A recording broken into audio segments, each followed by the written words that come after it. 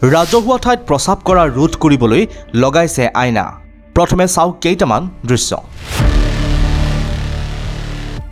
তিনিচুকীয়া চহৰৰ ভিন্ন ৰাজহুৱা ঠাইত একাংশ লোকে প্ৰস্ৰাৱ কৰি পৰিৱেশ বিনষ্ট কৰি আহিছে। এয়া হৈছে চহৰখনৰ DM লোহিয়া ৰোডৰ পৰিৱেশ। প্ৰস্ৰাৱৰ দুৰ্গন্ধত অতিষ্ঠ পথচাৰী, শিক্ষাৰ্থী, স্থানীয় লোক।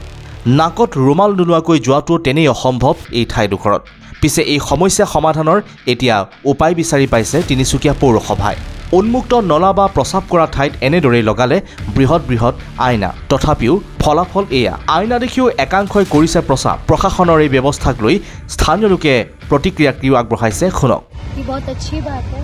ये शायद 2-3 दिनों में ये लगाया है, तो यहाँ में अगर रेगुलर अगर मेंस लोग बॉयज़ लोग अगर पेशाब नहीं करें तो ये हम लोग के लिए पॉल्यूशन और गंदगी और स्मेल भी नहीं आएगी, तो हम लोग के लिए बहुत हाइजीनिक रहेगा। পৌৰসভাই এইটো পদক্ষেপ লৈছে, এইটো বিষয়ে কি ক'ব? ये तो ठीक है मगर इससे सोल्यूशन नहीं है, लेकिन यहाँ पर टॉयलेट जरूरत है। আমি তো বহুত মানুহ এনে দোকানৰ পৰা যেতিয়া চাওঁ ইয়াত টয়লেট কৰি আছে, মানা কৰিলেও সিহঁতে নুশুনে। এতিয়া পৌৰসভাৰ পদক্ষেপটো যিটো লৈছে, পৌৰসভাৰ পদক্ষেপটোতো ভাল হৈছে, কিন্তু মানুহে ভাল মানিব লাগিব নহয়।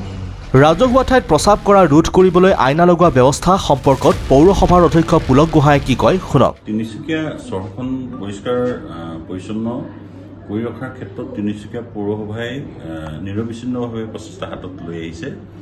ইয়াৰ ক্ষেত্ৰত জাবৰ জোঁথৰ মানুহে য'তে ত'তে নেপেলোৱা বা আমাৰ তিনিচুকীয়া পৌৰসভাৰ ফালৰ পৰা আমি নিয়মিতভাৱে চহৰখন পৰিষ্কাৰ কৰাৰ ক্ষেত্ৰত আমি সৰ্বাধিক গুৰুত্ব আৰোপ কৰিছোঁ। বিভিন্ন ৰাজহুৱা স্থানবিলাকত ৰাইজে যাতে মুকলিভাৱে যাতে প্ৰস্ৰাৱ নকৰে, এই গ্লাছ লগোৱাটোৰ জৰিয়তে আমি বুজাব বিচাৰিছোঁ যে ৰাইজ কিছু সজাগ হওক।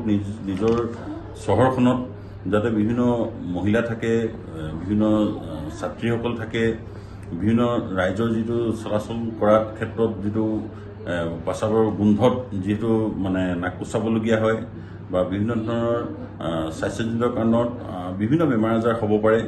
গতিকে তেনেধৰণৰ পৰিস্থিতিৰ পৰা পৰিৱেশৰ পৰা তিনিচুকীয়া চহৰখনক এখন মুক্ত কৰিবৰ কাৰণে আমি এনেধৰণৰ পদক্ষেপ ল'বলৈ আমি বাধ্য হৈছোঁ। এই ক্ষেত্ৰত আচলতে জনসচেতনতা বৃদ্ধিহে হ'ব লাগিছিল। ৰাজহুৱা ঠাইত প্ৰস্ৰাৱ কৰা দেখিলেই জৰিমনা বিহিব লাগে আৰু ৰাজহুৱা প্ৰস্ৰাৱগাৰ বৃদ্ধি কৰিব লাগে।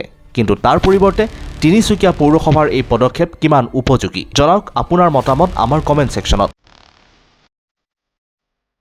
তিনিচুকীয়াৰ পৰা Ajay Sharma report, India Today North East Assam.